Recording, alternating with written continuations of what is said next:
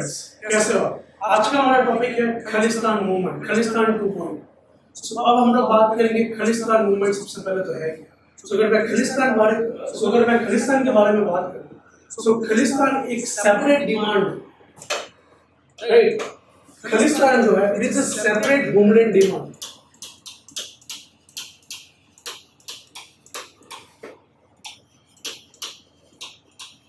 For Sikh population. तो ये सिखों के लिए अगर सेपरेट होमलैंड डिमांड है, उसको हम कहते हैं खालिस्तान। अब ये खालिस्तान मतलब ये क्या है कि सिखों को एक खुद का एक सेपरेट नेशन चाहिए। ये डिमांड तुम्हारी कब आई थी? ये आई थी आजादी के बाद। आजादी के बाद ये हुआ कि सिखों का मानना ये था कि हिंदूज को हिंदुस्तान मिला, मुस्लिम्स को पाकिस्तान मिला, तो सिखों को यहाँ पे क्या मिला? तो तब से उन्होंने यहाँ पे डिमांड चलती थी, बोलती हमको चाहिए खालिस्तान। और ये खालिस्तान बनेगा कैसे? तो हमको इतना पता है कि पार्टीशन के बाद सपोज अगर ये पंजाब है, उसके दो हिस्से हो चुके थे। आधा पंजाब इंडिया के पास था और आधा पाकिस्तान के पास। तो ये पूरा पंजाब मिला के, जिसको हम कहते हैं east Punjab and west Punjab. तो ये पूरा पंजाब मिला के जो रीजन होगा, उसको हम बोलेंगे खालिस्तान। हम लोग वहाँ पे खालिस्तान नाम का एक नेशन बनाना चाहता है, क्लियर? और अब देखना चाहो तो हाल ही में देखना चाहो ये फिर से कहना कि रिवाइव हुआ है कनाडा को लेके। और अभी ये न्यूज में था कि इसका ही मतलब बेटा अमृतपाल सिंह, वो अब लोकसभा के चुनाव लड़ रहा है जेल के अंदर। तो कौन है ये अमृतपाल सिंह? ये क्यों फिर से खालिस्तान मूवमेंट फिर से स्टार्ट हुआ?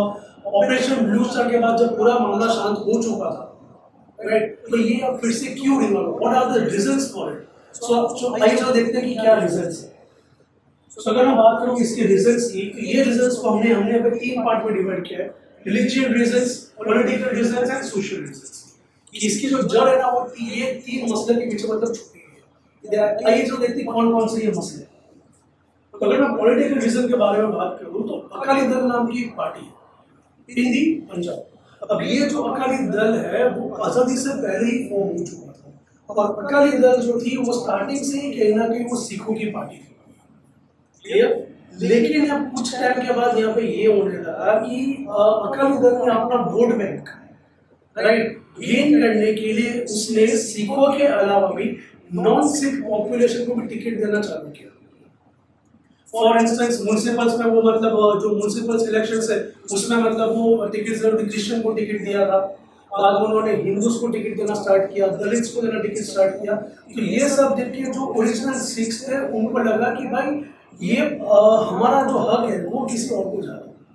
साथ साथ में जब अकाली दल ने पंजाब के अंदर अलायंस किया था विद द बीजेपी, तो यहाँ पे सिखों को फिर से बुरा लगा कि जब अगर तुम अलायंस करोगे बीजेपी के साथ, बीजेपी जिसकी इमेज है कि ये एक प्रो हिंदू पार्टी है, तो सिखों को ये लगा कि जब भी टेबल पे बातचीत करने बैठेंगे तो हिंदू इंटरेस्ट भी आएंगे, एंड अगर हिंदू इंटरेस्ट टेबल पे आएंगे तो सिखों के इंटरेस्ट साइड पे रह जाएंगे। तो यहाँ पे कहीं ना कहीं पॉलिटिकल वॉइड क्रिएट हुआ और सिखों को ये लगने लगा, कुछ सिख जो पंजाब के अंदर है, कि यार हमारे लिए कोई पार्टी नहीं है। समझ आ रहा है आपको? अकाली दल जो थी वो बेसिकली किसी और को टिकट दे रही है, तो हम लोग यहाँ पे जाए तो जाने की। सो यहाँ पे हमारे लिए कोई भी एक separate, there is not an exclusive single Sikh party who talks about the interest of the Sikh, right? So इस वजह से कहना कि पंजाब के अंदर यहाँ पे पॉलिटिकल वॉइड क्रिएट करना स्टार्ट हुआ। क्योंकि देखो कि यहाँ पे कांग्रेस वो मतलब सोल सिख पार्टी नहीं है, या आम आदमी पार्टी है, या बीजेपी है, या कोई भी पॉलिटिकल पार्टी देखो, कोई प्योर सिख पार्टी तो है ही नहीं। एक पार्टी थी अकाली दल, मतलब बुढ़िया मतलब कहना कि हिंदूज, क्रिश्चियंस, राइट, दलित्स को मतलब वो टिकट्स दे रहे। तो यहाँ पे अब इनको लगा कि यहाँ पे पॉलिटिकल बॉडी क्रिएट हो चुका है। उसके बाद अगर मैं सोशल रीजन के बारे में बात करूँ, राइट, तो यहाँ पे सबसे बड़ा रीजन है वो है बरगढ़ी कांड। अब देखो बरगढ़ी कांड बेसिकली चीज है क्या? 2014 के अंदर बरगढ़ी नाम का एक प्लेस है, वहां पे गुरुद्वारा था। और यहाँ पे ये हुआ कि कुछ एंटी सिख एलिमेंट्स ने गुरुद्वारा के अंदर जाके गुरु ग्रंथ साहिब जी को जला दिया था। तो बट ऑब्वियसली कि जैसे मतलब गुरु ग्रंथ साहिब जो बेसिकली बहुत या बोल सकते हो कि इम्पोर्टेंट बुक है, स्क्रिप्चर है फॉर द सिख रिलीजन, और आपने बेसिकली उनका रिलीजियस बुक जलाया है। तो बट ऑब्वियसली कि सिखों के अंदर एक कहना के बोल सकते हो कि गुस्सा आएगा। एंड बाद में ये गुस्सा ये था कि उनको ये था कि हमको चाहिए जस्टिस, हमको इंसाफ चाहिए। तो सबसे पहले अकाली दल ने प्रॉमिस किया कि चलो ठीक है, I will basically give you justice. 2 साल चले गए, कोई चीज हुआ ही नहीं। तो यहाँ पे अब देखने जाओ तो उसके बाद कांग्रेस ने वहां के चुनाव में ये बोला था इन द इलेक्शन कैंपेन कि अगर आप हमको वोट करोगे तो हम बरगढ़ी कांड का आपको जस्टिस ला के देंगे। तो यहाँ पे पंजाब की पॉपुलेशन ने ये सोचा कि चलो ठीक है कि अकाली दल ऑलरेडी वो हमारे लिए काम ही नहीं करती, बट चलो एक बार कांग्रेस को मतलब वोट देकर ट्राई करके देखते हैं। एंड ऐसे उन्होंने कांग्रेस को वोट दिया, captain Amarinder Singh become the CM. लेकिन यहाँ पे जो कांग्रेस की सरकार थी वो भी यहाँ पे अनसक्सेसफुल रही to give justice to the Bargari कांड। क्लियर? एंड उसके बाद जब तुम्हारे फिर से इलेक्शंस हुए तो कांग्रेस ने बीच में इलेक्शन से 1 साल पहले कांग्रेस ने यहाँ पे ये ऑब्जर्व कर दिया था कि पंजाब की पॉपुलेशन पार्टी से खुश नहीं है, इसलिए उन्होंने यहाँ पे दलित कार्ड प्ले किया और ऐसा पहली बार एक दलित सीएम बना इधर सरनजीत सिंह चन्नी। लेकिन कांग्रेस का ये जो दलित विक्टिम कार्ड था वो भी यहाँ पे प्ले नहीं हुआ। एंड उसके बाद आपने प्रॉमिस किया कि आम आदमी पार्टी ने कि हम लोग आपको देंगे जस्टिस ऑफ द बरगढ़ी कांड। लेकिन आप कहना कि 2022 मतलब 21-22 में आपकी सरकार बनती है, उसके बाद लेकिन अभी भी वो जस्टिस आ रहा है। और उसी बीच आपने गैंगस्टर का नाम सुना होगा, गोल्डी बरार, जो कहना कि मतलब रहता है कनाडा के अंदर। सो गोल्डी बरार के जो गुंडे थे उन्होंने बरगढ़ी कांड के जो 2 विक्टिम थे उनको पकड़ा और उसको मारा और ये बोल दिया कि देखो हमने ये जस्टिस दी। तो यहाँ पे अब ये हुआ कि लोगों को ये लगा कि जो चीज सरकार हमको देने में मतलब कहना कि फेल हुई है, वहां पे एक गुंडे एक गैंगस्टर ने आपको जस्टिस ला के दिया। एंड बिकॉज ऑफ दिस यहाँ पे कहना क्या बोल सकते हो कि बोल सकते हो कि क्रिमिनलाइजेशन, एक गैंग्स का डोमिनेंस बढ़ने लगा इन द पंजाब।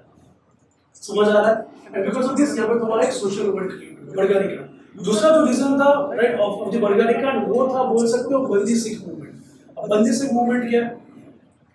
हाल ही में अगर आपने न्यूज पढ़ा हो तो हमने ये देखा था कि भारत सरकार ने राजीव गांधी के जो किलर्स थे राइट जो असैसिनेशन थे उनको बेसिकली उनको रिहा कर दिया गया। तो जैसे उनको यहाँ पे रिहा किया गया तो पंजाब के अंदर एक बंदी सिख मूवमेंट चालू हुआ। और ये बंदी सिख मूवमेंट ये था कि जब 1984-85 में जब तुम्हारा ऑपरेशन ब्लू स्टार हुआ था और जो उस टाइम पे जो खालिस्तान के जो प्रमोटर्स थे उनको सरकार ने पकड़ा था और उनको डाल दिया था जेल के अंदर। क्लियर है? तो अब ये बंदी सिख मूवमेंट ये कहता है कि अगर आप एक प्रधानमंत्री के हत्यारे को आप छोड़ सकते हो तो हम तो सिर्फ बेसिकली खालिस्तान की डिमांड ही कर रहे थे राइट। हाँ राइट, तो आप इनको भी छोड़ो। और ये जो बंदी सिख मूवमेंट ने उसको चालू किया था कौमी इंसाफ मोर्चा। क्लियर? तो यहाँ पे कहना कि दूसरा आप कह सकते हो कि बंदी सिख मूवमेंट चालू हुआ जहाँ पे ये लोग ये डिमांड कर रहे हैं कि जो पहले के प्रो खालिस्तानी जो लीडर्स थे जो नेताओं थे जो आज कहना कि जेल के अंदर आप उनको भी रिहा करो। और सरकार बट ऑब्वियसली सरकार ये मतलब अग्री नहीं करेगी। तो यहाँ पे फिर से आएगा डिसेंटमेंट कि अब करे तो करेगा। ये सेकंड रीजन। और तीसरा है ड्रग बिजनेस। हमको पता है कि पंजाब ड्रग्स के लिए बदनाम है, पूरा पंजाब आप सबने ये मूवी देखा होगा। क्लियर? तो यहाँ पे अब ये होगा कि पंजाब के अंदर ड्रग्स बिजनेस आज कहीं ना कहीं यूथ का वो कैरियर खा चुका है। क्लियर? और ये बहुत सीरियस इशू है। और ड्रग बिजनेस का इशू ये है कि कहीं ना कहीं हम ये कह सकते हैं कि because of collective failure of the government, not just state but of the central government also, कि पंजाब के अंदर मतलब वो कहीं ना कहीं जितनी एम्प्लॉयमेंट जनरेट करनी चाहिए थी उन्होंने जनरेट नहीं कर पाए राइट। या जो डेवलपमेंट हुआ वो डेवलपमेंट नहीं हुआ कुछ एरियाज का। एंड बिकॉज ऑफ दिस वहाँ का यूथ गया टुवर्ड्स द ड्रग्स और यहाँ पे ड्रग बिजनेस चालू होने लगा। और पंजाब में आज 10 में से 6 घर में बेसिकली ड्रग इश्यूज है। सोचो ये इतना सीरियस इशू। सो ये सब चीज को लेके यहाँ पर टेंशन चल रहा है। And this created a social void in the Punjab state and among the Sikh population. Clear? And उसके बाद यहाँ पे आता है आपका रिलीजियस रीजन। रिलीजियस रीजन में ये हुआ कि हरियाणा गवर्नमेंट ने क्लियर जैसे उन्होंने देखा कि अकाली दल का प्रोमिनेंस लूज हो रहा तो उन्होंने डेरा कल्चर को प्रमोट करना चालू किया। अपने नाम सुना था राम रहीम सिंह राइट। तो ये बेसिकली वो जो है Ram Rahim Singh he is to promote this particular dera culture, वो यहाँ से बिलोंग करता है। उन्होंने इनको प्रमोट करना चालू किया। अब देखो यहाँ पे पता है चीज क्या है, जैसे मुस्लिम से जो शिया सुन्नी कॉन्फ्लिक्ट चलता है, वैसे वैसे सिखों के अंदर एक बेसिकली रूल है कि ओरिजिनल जो गुरु ग्रंथ साहिब है उसमें ये कहा गया है कि हम लोग राइट नॉन बेसिकली ह्यूमन गुरु, हम कोई ह्यूमन गुरु में वर्शिप नहीं करते, we believe a non human guru, right. और गुरु नानक के बाद हमारा और कोई गुरु आएगा ही नहीं, तो वही हमारे गुरु है। एंड हम लोग एक फॉर्मलेस, मतलब कह सकते हो कि जो क्या वर्ड एक राइट कि हाँ निर्गुण सेक्ट, कि हम लोग निर्गुण, कि हम लोग किसी भी चीज को बेसिकली एक ह्यूमन को प्रैक्टिस कर रहे हैं, एक ह्यूमन के अंदर हम लोग भगवान नहीं देखते हैं। हमारे जो गुरु है और जो गुरु ग्रंथ साहिब है वही हमारे लिए सबसे अल्टीमेट चीज है। तो ये चीज था, ये एक सिख मतलब बिलीव करता है ओरिजिनल सिख।